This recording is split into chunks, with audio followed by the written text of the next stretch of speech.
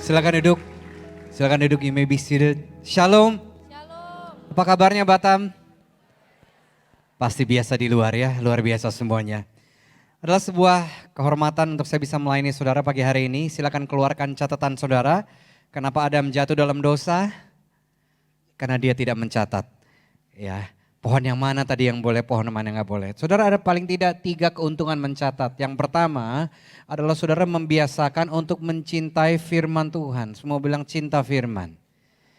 Ya, yang kedua, kalau saudara mencatat, tidak hanya saudara menghargai yang sedang berbicara, saudara sedang mengondisikan diri saudara untuk bahkan mengizinkan Roh Kudus untuk berbicara, bahkan melampaui apa yang dikatakan oleh si pengkhotbah.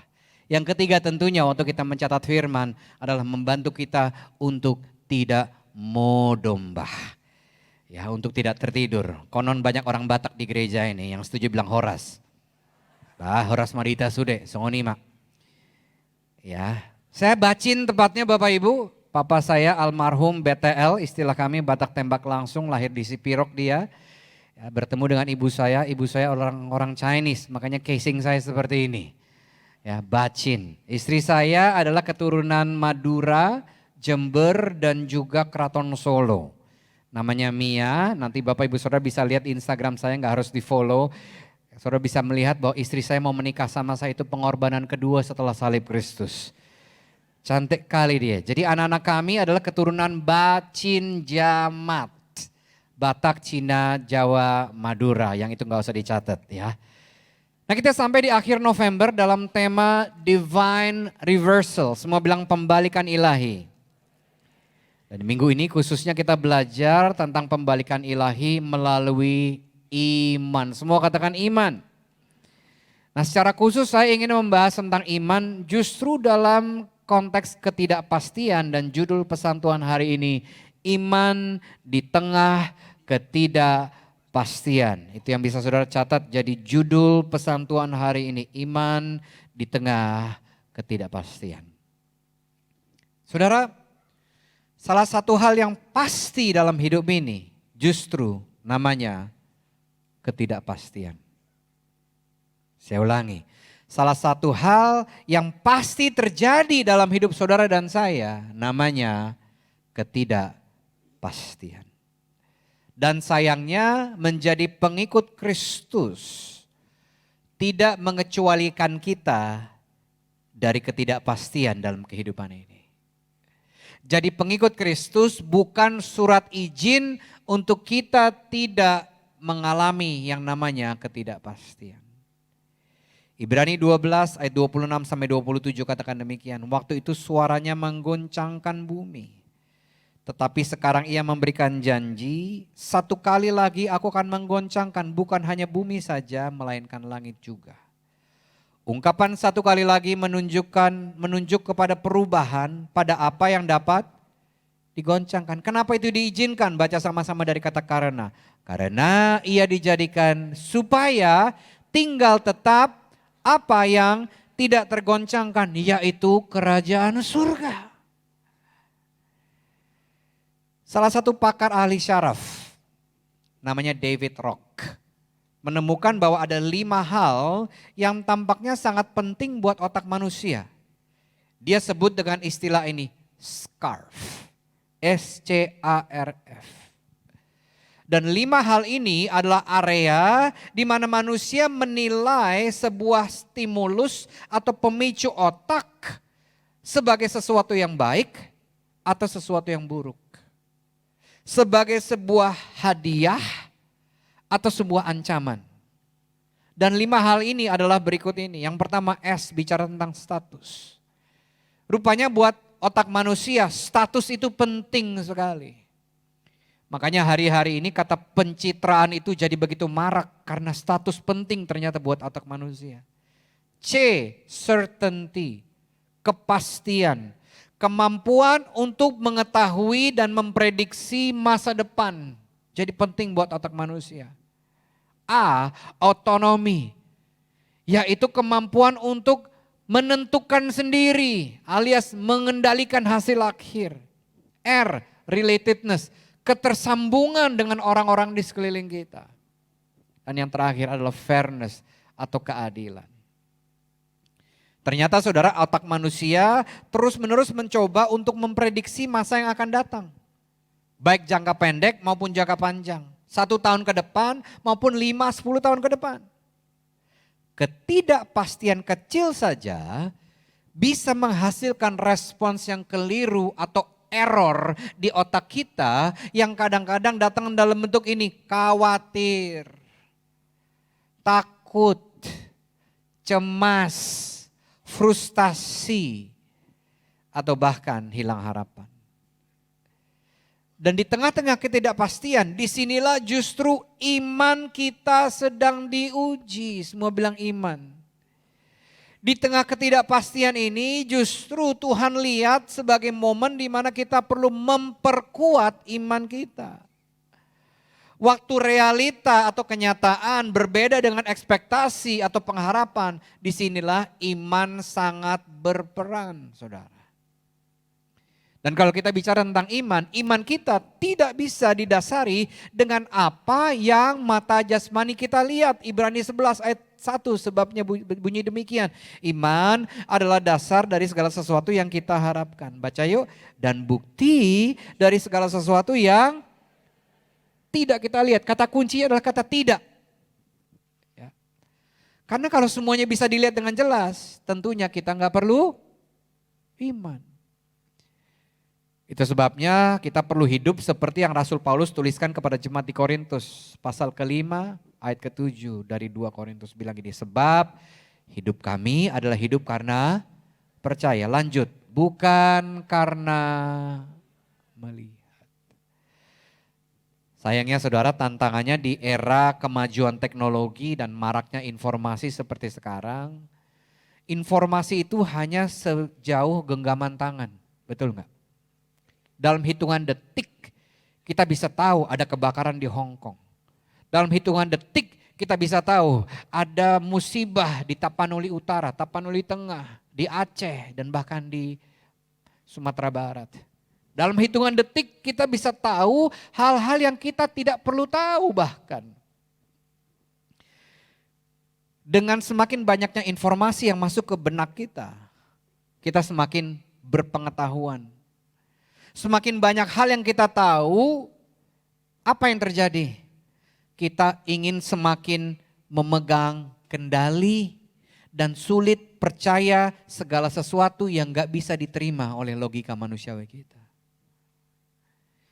Itu sebabnya saudara, Rasul Paulus melanjutkan apa yang tadi dia katakan di pasal ke-5. Dia kasih konteks satu pasal sebelum itu. 2 Korintus 4 ayat 18 bilang ini, sebab kami tidak memperhatikan yang kelihatan, melainkan yang tidak kelihatan. Kenapa? Baca sama-sama. Karena yang kelihatan adalah, berhenti di situ. Yang kelihatan itu sementara, tapi sayangnya kita suka yang sementara itu. Saudara, mengikuti Yesus adalah sebuah perjalanan seumur hidup yang juga mengandung sebuah ketidakpastian. Karena kita nggak bisa mengendalikan apa yang boleh dan nggak boleh terjadi. Kita nggak bisa menentukan, mendikte Tuhan apa yang seharusnya terjadi atau apa yang tidak selayaknya terjadi dalam perjalanan kita ngikut Tuhan. Karena dengarkan saya saudara, mengikuti Yesus bukanlah transaksi yang berporos pada hak dan kewajiban. Saya sudah melakukan kewajiban agama saya, Pak. Udah datang ke ibadah, cek. Udah baca Alkitab, cek.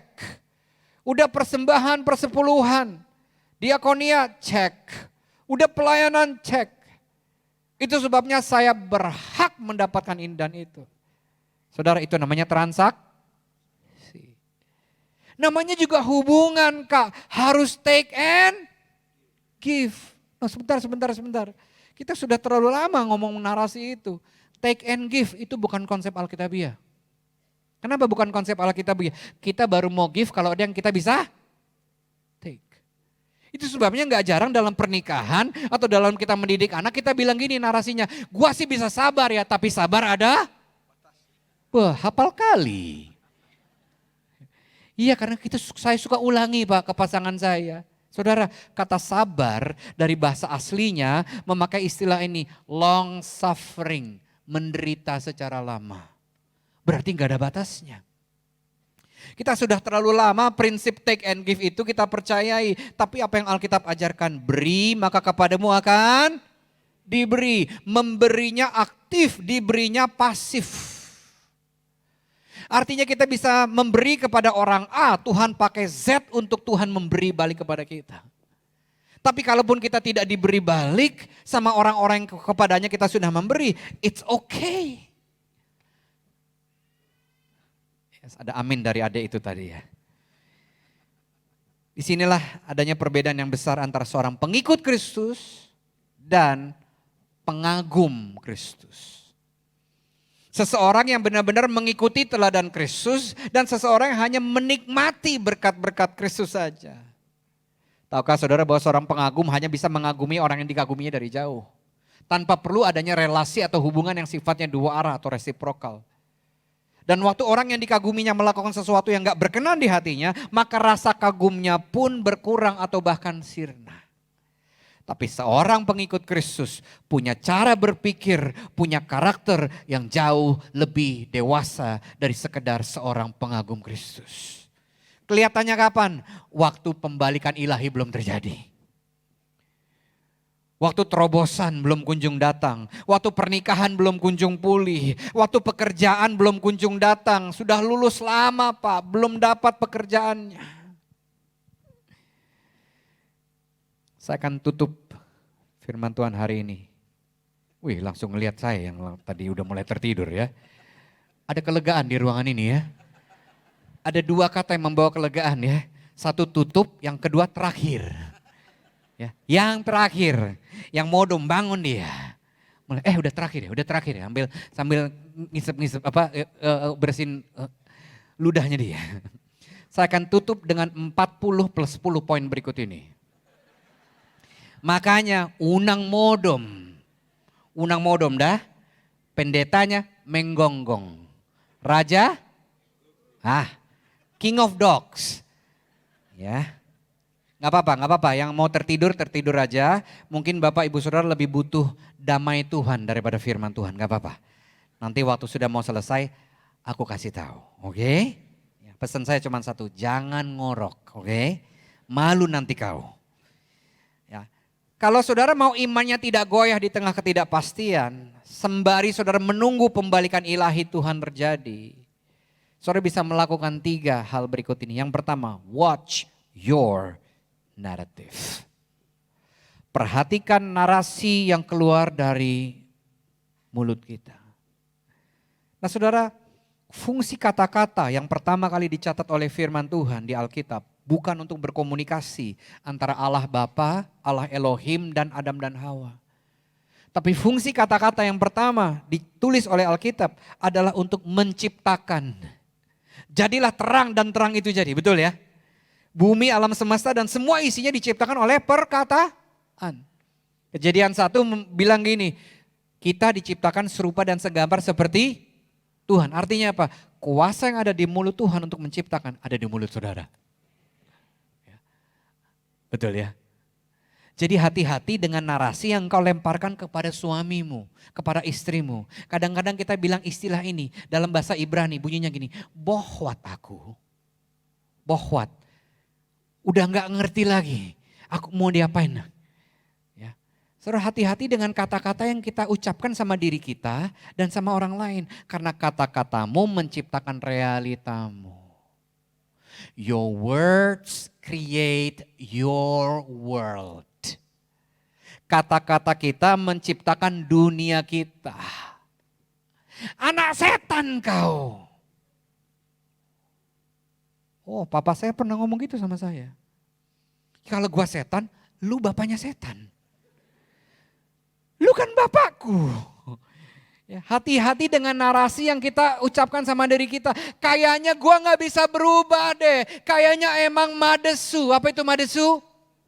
Masa depan suram. Kayaknya Tuhan memang gak suka kalau aku berhasil dalam hidupnya. Hati-hati dengan narasimu Bapak Ibu Saudara. Waktu pembalikan itu belum terjadi, ingat kuasa yang ada di mulut Tuhan untuk menciptakan ada di mulutku. Makanya Amsal bilang gini, hidup mati dikuasai oleh lidah. Barang siapa menggemakannya akan memakan buahnya. Daripada memakai kata-kata kita untuk mengeluh sama Tuhan, bagaimana kalau kita memakai kata-kata kita untuk meratap sama Tuhan? Bedanya apa Pak? Beda banget. Makanya di Alkitab ada kitab ratapan, bukan kitab keluhan. Betul ya? Apa bedanya? Seorang teolog namanya N.T. Wright bilang ini, keluhan adalah tuduhan terhadap Tuhan yang meragukan karakter Tuhan. Tapi ratapan, baca yuk, ratapan adalah seruan kepada Tuhan berdasarkan apa?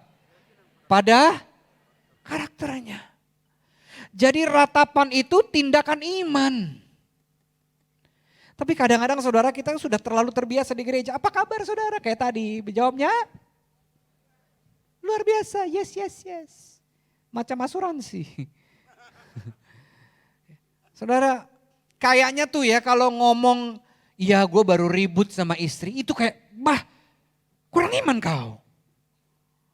Kayaknya kita dipaksa untuk gak jujur sama perasaan kita sebenarnya. Saudara, perasaan itu valid, tapi perasaan bukan segalanya. Apa yang saudara rasakan, apa yang saudara pikir itu benar atau itu real, nyata adanya. Tapi iman kita nggak perlu ditentukan oleh apa yang kita pikirkan atau rasakan di momen itu. Ya Pak ya. Saudara, Mazmur adalah kitab yang syarat dengan ratapan. Bahkan kitab ratapan itu sendiri syarat sekali dengan yang namanya ratapan. Mengakui rasa sakit dan mengakui kekecewaan, mengakui ketidakmengertian kita kepada Tuhan adalah sebuah tindakan rohani dan bukan tandanya kurang iman. Kenapa demikian? Karena pengakuan yang jujur, semua bilang jujur. Pengakuan kita yang jujur seperti itu akan mendekatkan kita kepada Tuhan, akan menyadarkan kita bahwa Dia Tuhan dan saya ini bukan Tuhan. Tapi saudara, tantangannya mata kita cenderung untuk fokus dengan apa yang mata kita bisa lihat. Padahal yang lebih penting dan lebih kekal itu gak bisa dilihat sama mata. Itu sebenarnya Rasul Paulus tadi bercerita sebelum dia ngomong di ayat 18. Dia kasih tahu konteksnya kenapa dia bisa bilang gitu. Di ayat 17 bilang gini, sebab penderitaan ringan, semua bilang ringan. Nanti kita bahas penderitaan ringan seperti apa yang Rasul Paulus mengalami. Yang sekarang ini mengerjakan bagi kami apa? Kemuliaan kekal yang lebih daripada semua penderitaan yang kita alami. Jauh lebih besar daripada penderitaan kami. Baru ayat 18 bilang, sebab kami tidak memperhatikan yang kelihatan, melainkan yang tidak kelihatan. Karena yang kelihatan adalah sementara. Lanjutkan baca sama-sama. Sedangkan yang tak kelihatan adalah kekal. Itu sebabnya saudara, hari-hari ini berdamailah dengan ketidakpastian. Karena disinilah kesempatan untuk kita fokus dengan perkara-perkara yang kekal. Karena yang bisa dilihat oleh mata itu sementara. Tapi yang kekal itu seringkali gak bisa dilihat oleh mata kita. Jadi setiap kali kita diperhadapkan dengan ketidakpastian, ubah narasi kita. Bilang gini, Tuhan, perkara kekal apa yang Kau mau aku lihat dari ketidakpastian ini?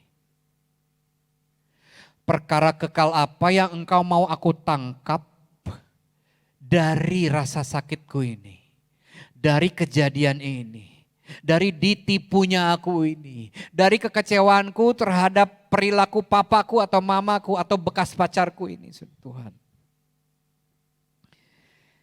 Bicara tentang penderitaan yang Rasul Paulus alami tadi. Saudara baca Alkitab saudara, dalam pelayanannya dia melewati begitu banyak hal yang jauh daripada ringan. Dia dipenjara, dia dipukul, dia dicambuk, lewati bahaya maut, dilempari batu, kapal tenggelam, terkatung-katung di tengah laut, seringkali lapar, dahaga, kedinginan tanpa pakaian. Tapi dia menyebut penderitanya sebagai ringan. Hashtag agak lain imannya. Betul gak? Kalau kita ngalamin apa yang Rasul Paulus bilang, yang ngalamin kita bilang gini, emang Tuhan benci kali sama gua ya? Emang Tuhan gak sayang kali sama aku. Tapi dia sudah melewati semua itu. Dan dia bilang ini, sebab penderitaan yang aku alami adalah ringan. Gak ada apa-apanya ketimbang kemuliaan kekal yang akan dia nyatakan kepadaku suatu hari nanti.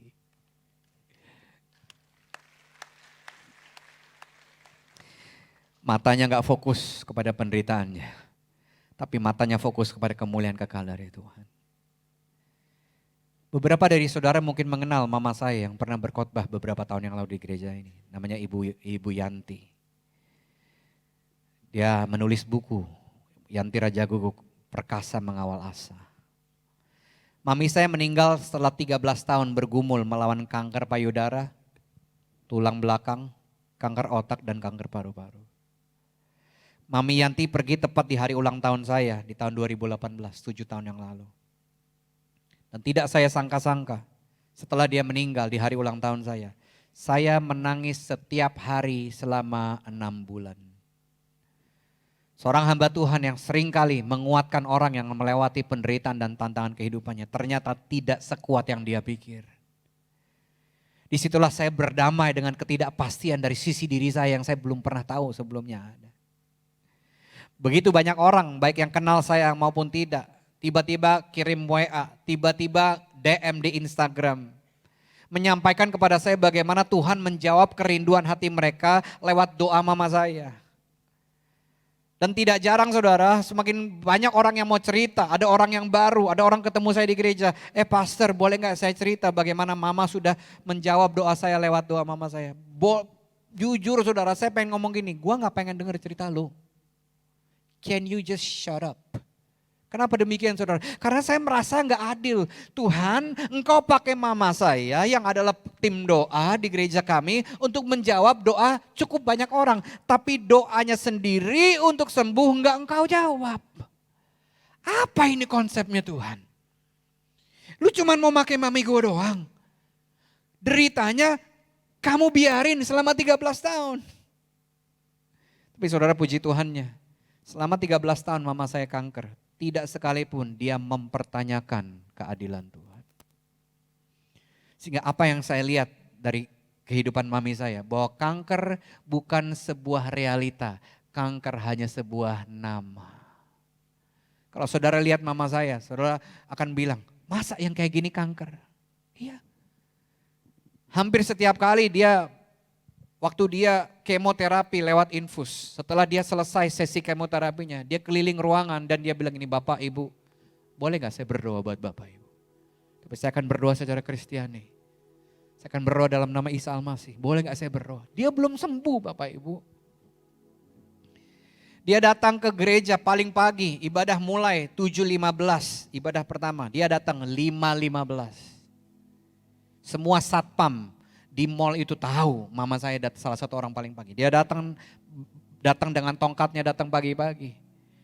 Sebelum ibadah satu selesai, dia pergi keluar, lalu duduk di prayer spot, di mana di atasnya ada tulisan, how can we pray for you? Dia masih sakit, tapi dia masih berdoa buat orang yang juga sakit. Kembali ke cerita saya, semakin dengar cerita orang, semakin saya gak pengen dengar cerita-cerita mereka. Mami pergi dalam keadaan tidak sembuh secara manusia. Bahkan penyebaran sudah ke berbagai macam tempat. Di situ saya mulai berkomunikasi, mulai meratap kepada Tuhan. Tuhan, mengapa engkau memakai mami saya untuk menjawab doa banyak orang tapi doanya sendiri enggak engkau jawab. Saya bilang, Tuhan, saya enggak bisa memungkiri kebaikanmu. Selama 13 tahun ini engkau menyediakan, engkau menyertai kami. Tapi saya juga enggak bisa memungkiri bahwa hati saya sakit. Saya belum bisa terima bahwa engkau ngambil mamaku. Setiap kali rasa sakit itu muncul, saya minta kepada Tuhan. Dan ini satu-satunya doa yang saya doakan kepada diri saya, buat diri saya, kepada Tuhan, again and again. Tuhan, saya bilang ini, Tuhan, aku mau mengalami kasih-Mu seperti yang belum pernah aku alami sebelumnya. Karena aku tahu hanya kasih-Mu yang bisa memulihkan aku. Lambat, tapi akhirnya saya belajar narasi ini, dan saya berdoa ini juga yang narasi yang saudara adopsi waktu saudara mengalami ketidakpastian, bahwa adalah lebih baik tidak mengerti daripada tidak percaya. Adalah lebih baik saya tidak mengerti kenapa jalan Tuhan, cara Tuhan, rancangan Tuhan, daripada saya tidak percaya bahwa kasih Tuhan masih cukup buat saya justru di tengah-tengah penderitaan saya. Saya berdoa bagi Bapak Ibu Saudara yang hari-hari ini sedang mengalami penderitaan dan tantangan dan ketidakpastian. Udah cukup lama engkau menanti. Mana Tuhan? Katanya pembalikan. Ini udah mau di ujung tahun, mana? Bahkan mungkin saudara, sama seperti mama saya, sampai akhir hidupnya pembalikan itu tidak kunjung terjadi. Tapi saya berdoa ini kan menjadi narasi saudara. Tuhan adalah lebih baik tidak mengerti daripada tidak percaya. Seorang hamba Tuhan yang kehilangan anaknya karena bunuh diri berkata demikian. Other people are going to find healing in your wounds. Orang lain akan menemukan kesembuhan dari luka-lukamu. Your greatest life messages and your most effective ministry will come out of your deepest hurts. Pesan hidup terkuatmu dan pelayananmu yang paling efektif akan keluar dari rasa sakit kita yang paling dalam. Sulit memang untuk bilang amin ya. Tapi saya berdoa saudara yang hari-hari ini saudara mungkin mengalami kekecewaan dalam pernikahan saudara. Mengalami rasa sakit dalam bisnis, karir, pertemanan saudara, perkuliahan saudara. Izinkan saya katakan demikian. Tuhan belum selesai dengan ceritamu. Pada waktunya nanti engkau akan lihat. Oh Tuhan izinin aku ngalami ini toh. Supaya ceritaku ini bisa Tuhan pakai untuk membawa kelegaan buat orang lain. Oh, aku ngerti sekarang kenapa Tuhan izinin aku ngalamin ini di gereja, di family care. Supaya apa yang terjadi sama aku bisa Tuhan pakai untuk melayani orang lain yang juga ngalamin apa yang pernah saya alami. Ceritanya belum selesai. Yang kedua, cek dulu sebelahnya. Masih aman? Masih aman kau? Masih belum tidur kau? Masih aman. Bilang aman semua, aman? Siap. Yang kedua, let God be God. Biarkan Tuhan jadi Tuhan. Dengan kata lain, stop playing God.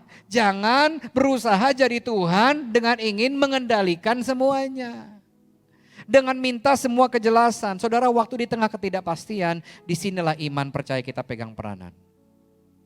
Dan hanya mereka yang punya iman yang teguh kepada Tuhan, yang bisa setia, semua bilang setia, sampai kepada akhirnya. Menariknya saudara, kata iman dan kata setia punya akar kata yang sama dalam bahasa Inggris, yaitu faith. Kata iman itu faith, kata setia itu faithful, dengan kata lain full of faith.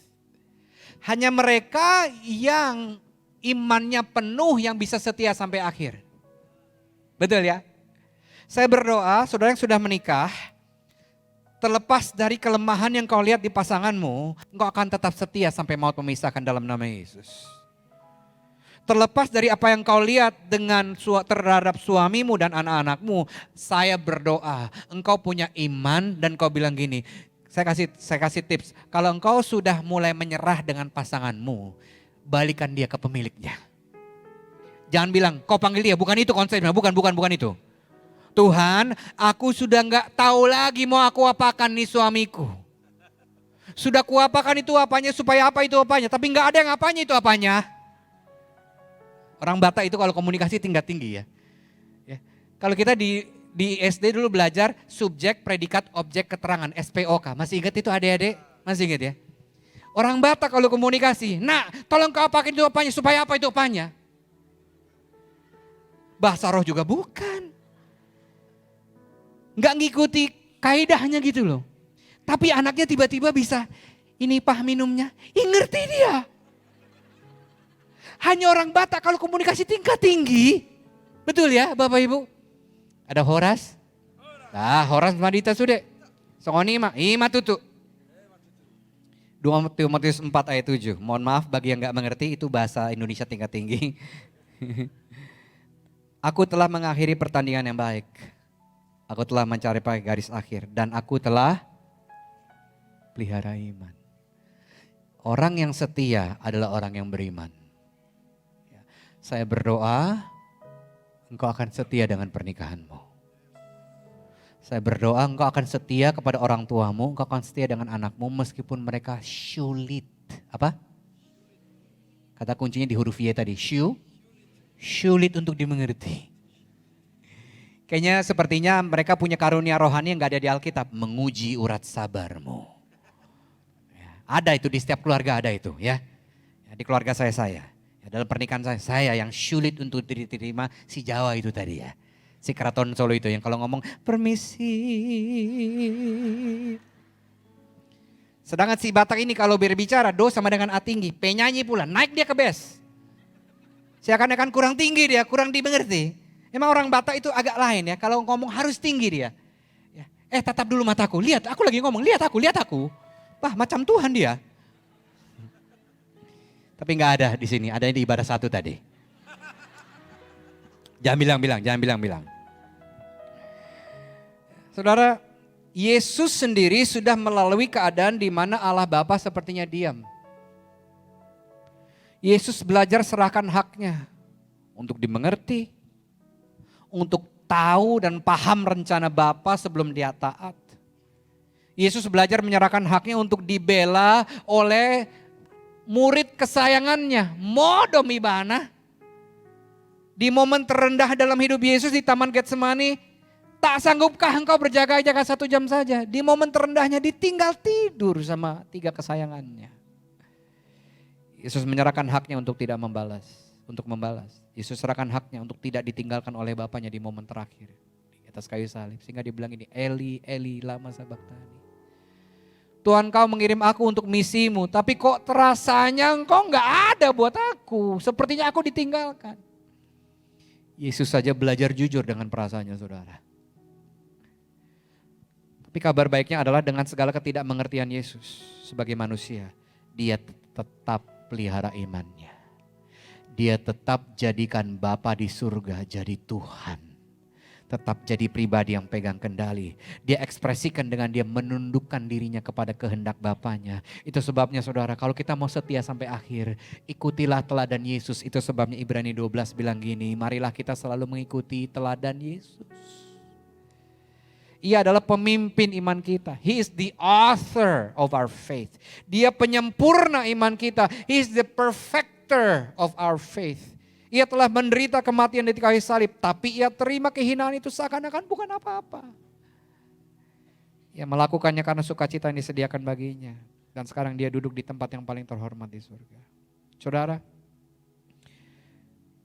waktu kita memfokuskan iman kita kepada teladan iman Tuhan. Disinilah kita bisa mulai belajar untuk melepaskan kendali. Dan mengembalikan kendali itu kepada Tuhan, sang pemilik kehidupan. Karena jujur kadang kita jadi transaksional sama Tuhan. Dengan berpikir kayaknya aku gak layak untuk mengalami ini Tuhan. Seorang hamba Tuhan namanya Andy Stanley menyampaikan ini dengan perspektif yang tepat. Christians believe in a God who allowed the worst possible thing to happen to the best possible person. Kadang-kadang kita bilangnya gini, good things happen to good people. Itu yang kita kadang-kadang percaya. Aku ini orang baik. Jadi harusnya yang aku alami juga hal-hal yang baik, benar gak? Loh, saudara itu bukan prinsip Alkitabiah. Yang Yesus sendiri teladani adalah hal terburuk yaitu salib. Pengorbanan yang paling hina yang seorang manusia bisa terima dibebankan kepada pribadi yang paling baik namanya Yesus. Jadi kita perlu mengerti bahwa good things happen to good people. Bisa, tapi bad things can also happen to good people. Perkara yang buruk, penderitaan, tantangan, ketidakpastian juga bisa terjadi kepada orang-orang baik. Bahkan hal yang terburuk terjadi kepada orang yang terbaik, yaitu Yesus. Ada sebuah lagu yang saya pikir pas untuk membantu kita menempatkan Tuhan sebagai Tuhan. Pengarangnya Stephen Curtis Chapman. Saya suka humming this song to myself. Waktu saya gak mengerti. Judul lagunya God is God. And the refrain goes like this. God is God and I am not. I can only see a part of the picture He's painting. Tuhan adalah Tuhan dan saya bukan. Saya hanya bisa ngelihat sebagian kecil dari lukisan yang sedang dia gambar. God is God and I am man. So I'll never understand it all for only God is God. Tuhan adalah Tuhan dan saya manusia. Jadi sampai kapanpun saya gak akan pernah ngerti semuanya karena hanya Tuhan yang adalah Tuhan. Amin Tuhan, amin saudara. Kalau ada satu hal yang saya mau tanya nanti waktu bertemu dengan Tuhan. Kenapa Tuhan kau izinkan aku lahir di keluarga Raja Guguk?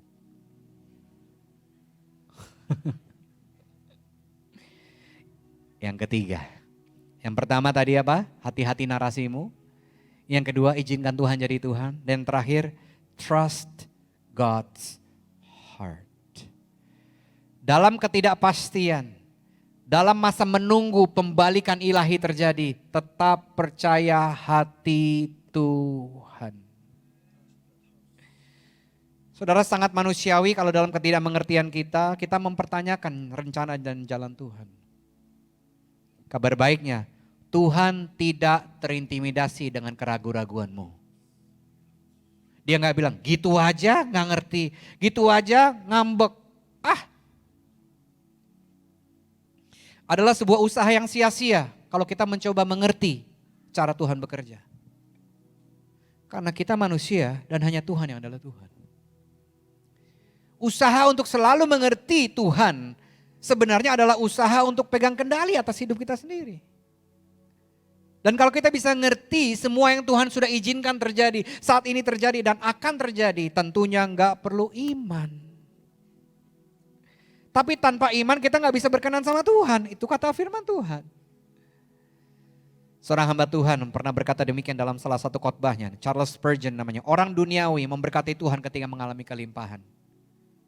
Tapi orang Kristen memberkati Tuhan, memuji Tuhan, membesarkan Tuhan ketika mengalami penderitaan. Kenapa? Karena mereka percaya that God is too wise to be mistaken. Tuhan terlalu bijak untuk jadi salah. God is too good to be unkind. Tuhan terlalu baik untuk jadi jahat. Kenapa orang Kristen memberkati Tuhan waktu mengalami penderitaan? Karena mereka percaya hati Tuhan ketika nggak bisa melacak tangan Tuhan. Memandang Tuhan di saat-saat paling kelam.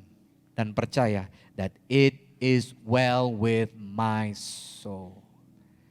Bahwa semuanya itu baik adanya. Itu sebabnya saudara, menurut saya pendekatan yang lebih tepat dalam ketidakmengertian kita adalah untuk percaya hati Tuhan. Trust God's heart.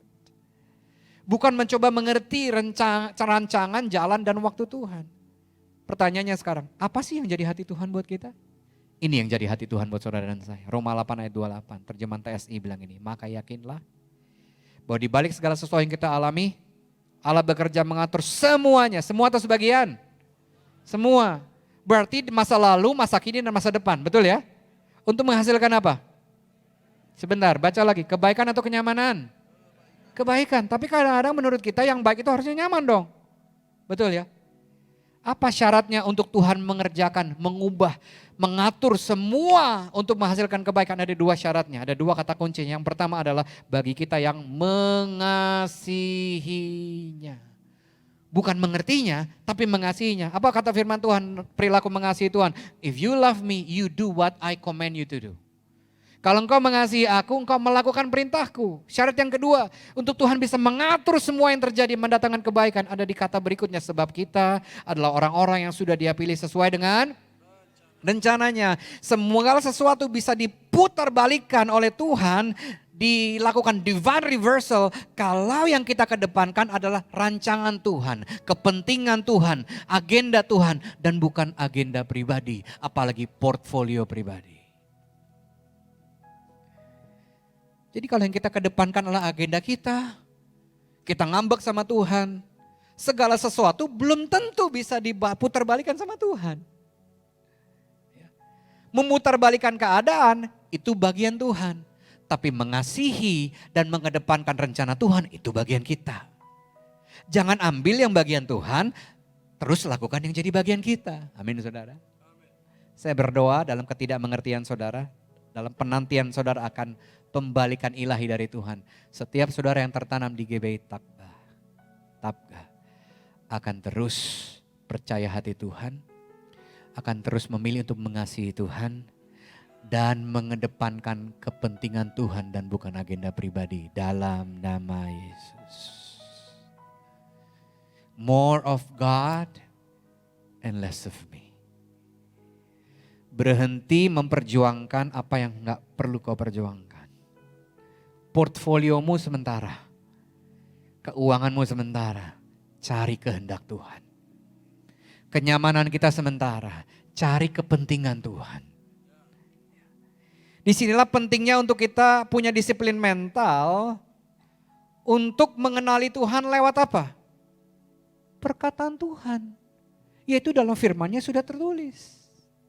Yeremia 15 ayat 16 bilang gini, apabila aku bertemu dengan perkataan-perkataanmu, your words, jamak.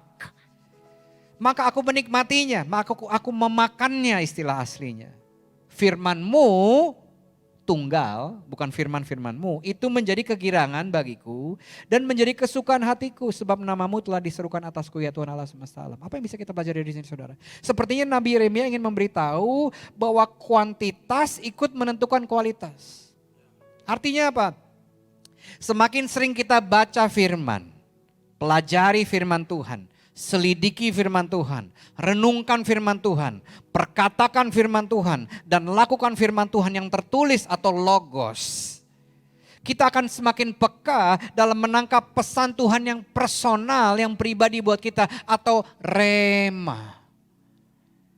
Tapi sayangnya saudara, saya menemukan di banyak gereja, bangku-bangku gereja dipenuhi oleh penikmat-penikmat konten rohani. Yang ibaratnya nih ngelihat YouTube shorts dikit, cuplikan khotbah hamba Tuhan yang 25-30 menit ada dalam 30 detik udah berasa ke gereja. Gak ada di sini, gak datang di hari ini. Makanya dia online. Yang online mohon maaf. Bukan menyinggung, tapi kalau tersinggung itu pasti pekerjaan Roh Kudus. Ya. Banyak penikmat rohani yang udah lihat apa? TikTok Reels. Apa kata hari ini Pak? Lo kata gue dukun rohani apa ya? Saudara saya berdoa, saudara yang tertanam di gereja ini akan jadi pecinta firman Tuhan melebihi pecinta khotbah.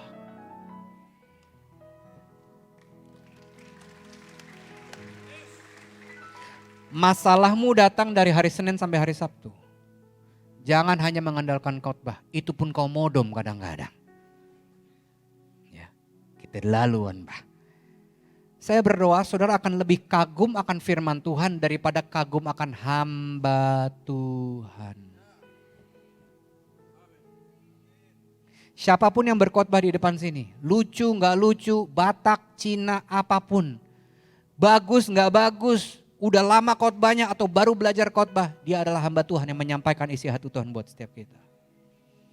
Kagum sama hamba Tuhan boleh, tapi kau harus lebih kagum akan firman Tuhan. Karena terakhir saya cek, yang tinggal tetap itu bukan khotbah, tapi firman Tuhan. Disiplin rohani untuk baca firman gak bisa diwakili sama ketua family care-mu, ketua kaumselmu gak bisa. Gak bisa diwakili sama bapak ibumu, anak-anak muda dengarkan saya. Jangan punya iman lungsuran dari orang tuamu. Punyailah iman pribadi. Iman personal sama Tuhan, itu yang membuat engkau kuat nanti begitu engkau keluar dari ke rumah bapak ibumu. Ya. Jadi saudara saya berdoa, kau akan jadi pecinta-pecinta firman Tuhan. Karena iman timbul, ayat saya yang terakhir yang tidur boleh bangun, Roma 10 ayat 17. Jadi iman timbul, beneran bangun sekarang. Iman timbul dari pendengaran dan pendengaran akan firman Kristus. Mari bangkit berdiri sama-sama. Kini aku percaya tiada yang mustahil bagimu. Kuasamu kuatkanku, dasarku berharap. Kini aku berserah,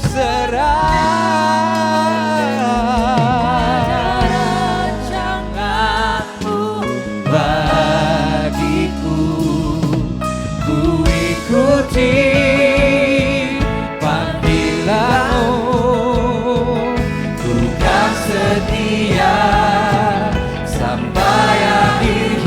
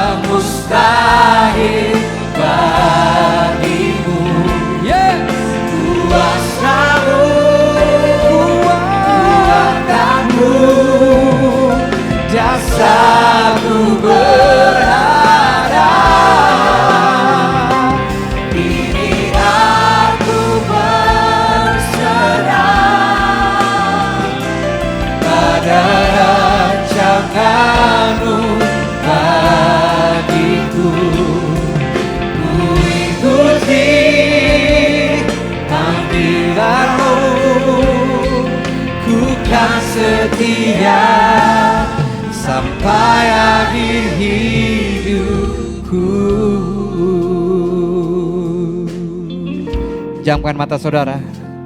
Saya tergerak khusus berdoa bagi mereka yang masih muda. Bagi saudara yang belum menikah. Saya mau engkau buka kedua tanganmu. Gak usah malu sama kiri kananmu. I wanna speak blessings to your life. Saudara yang masih kuliah, saudara yang masih sekolah, saudara yang masih bekerja, saudara yang belum menikah, buka kedua tanganmu. Tuhan, aku berdoa buat anak-anak muda, generasi muda yang ada di ibadah ini. Sejak mereka muda, mereka akan membangun identitas diri mereka. Dari apa kata Tuhan tentang mereka. Sejak mereka bermuda, mereka akan berdamai dengan ketidakpastian. Mereka akan berdamai dengan penderitaan dan kesulitan. Karena disitulah iman mereka diperkuat dalam nama Yesus. Sejak mereka muda Tuhan, aku berdoa mereka tidak hanya sekadar punya iman karena orang tuanya Kristen, aku jadi Kristen. Tapi mereka punya iman pribadi. Sejak mereka muda, mereka alami Tuhan lebih daripada yang mereka pikirkan sebelumnya. Aku berdoa tidak rancangan si jahat yang ditujukan kehidupan mereka boleh berhasil, dibatalkan dalam nama Yesus. Aku berdoa sejak mereka muda Tuhan, mereka menghidupi tujuan Tuhan dan bukan ambisi pribadi atau ambisi orang tua mereka. Sejak mereka muda, mereka tahu rencana Tuhan buat hidup mereka dalam nama Yesus. Turunkan tanganmu anak-anak muda. Karena saya berdoa buat semua jemaat pada umumnya. Terus pejamkan matamu. Kalau ada bagian dari firman Tuhan ini yang kau tahu Roh Kudus seperti berbicara kepada engkau, buka kedua tanganmu di hadapan Tuhan. Anak-anak muda, kalau kau juga tadi sudah buka tangan, boleh buka tangan. Gak usah malu sama kiri kananmu, dia gak mati buat engkau, Yesus yang mati buat engkau. Tuhan, hari kami dengar firman-Mu bahwa pembalikan ilahi kadang-kadang tidak terjadi sesuai dengan waktu yang kami inginkan dan harapkan. Tapi terlepas dari pembalikan ilahi itu terjadi atau tidak, kami mau punya iman yang teguh. Bahkan di tengah-tengah ketidakpastian yang kau izinkan terjadi dalam hidup kami, iman kami terus bangkit dan kuat. Roh Kudus bantu kami untuk memperhatikan kata-kata yang keluar dari mulut kami. Kami mau ubah keluhan kami kepada ratapan. Karena ratapan kami adalah seruan justru kepada Tuhan berdasarkan keyakinan akan karakter-Mu. Waktu kami mengalami penderitaan, waktu kami mengalami ketidakpastian, biar narasi kami seperti ini, Tuhan, perkara kekal apa yang Kau mau kami lihat. Karena hidup kami bukan dengan berdasarkan apa yang mata kami lihat, tapi hidup kami berdasarkan apa yang kekal justru gak bisa kami lihat.